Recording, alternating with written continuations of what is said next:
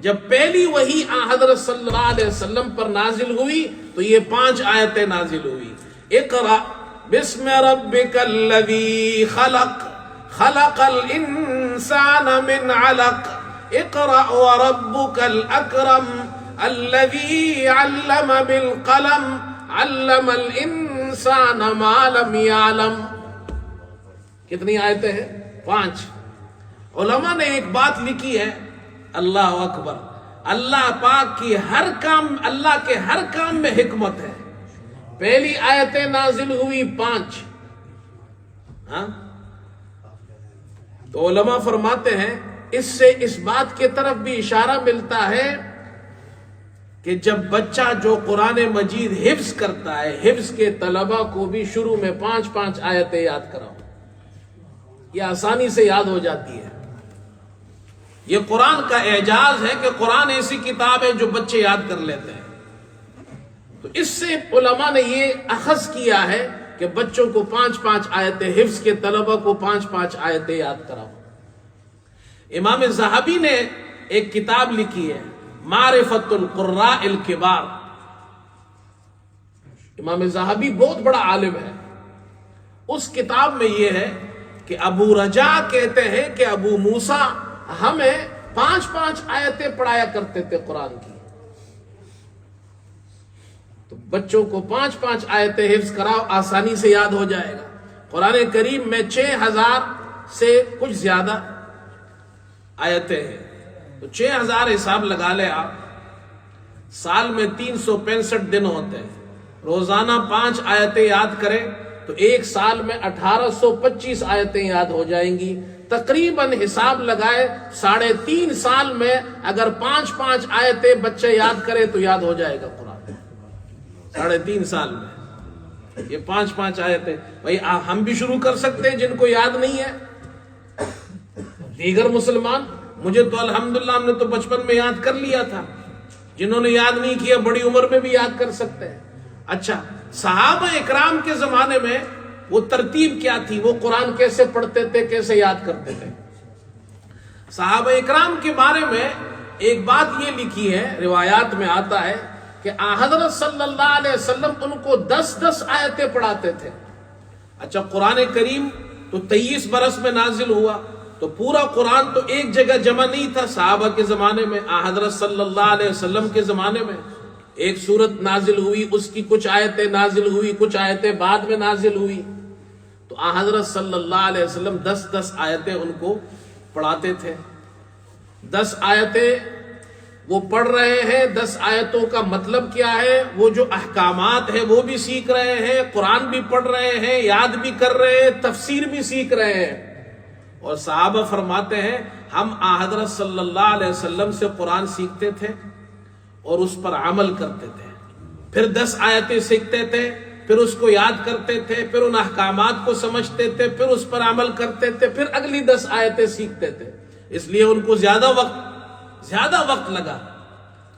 حضرت عمر رضی اللہ عنہ کے بارے میں آتا ہے انہوں نے سورہ بقرہ 12 سال میں ختم کی. اس لیے کہ ساری سورت تو ایک وقت میں تو نازل نہیں ہوئی تھی. اور سب سے زیادہ احکام سورہ بقرہ میں ہے، سب سے زیادہ احکامات 12 سال میں مکمل کی.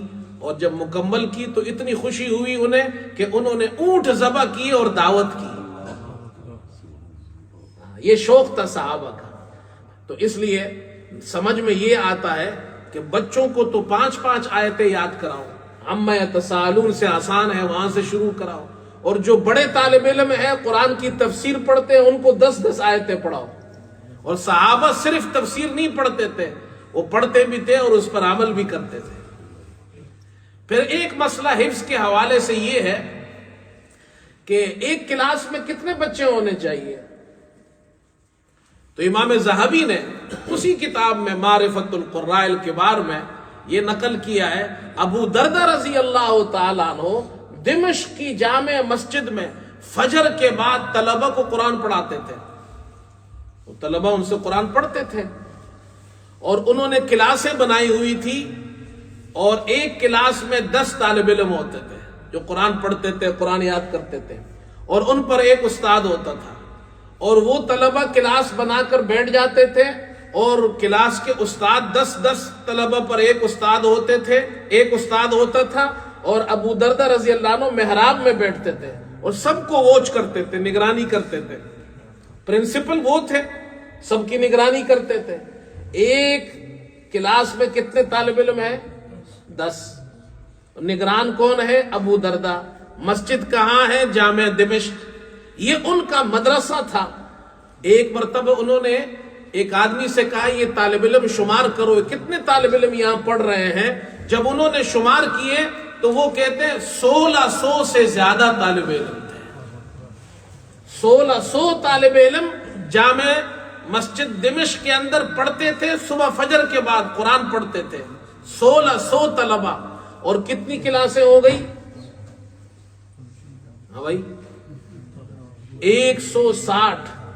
160 کلاسیں ہوتی تھی، اور 160 استاد ہوتے تھے، ہر کلاس کے اندر 10 طالب علم ہوتے تھے۔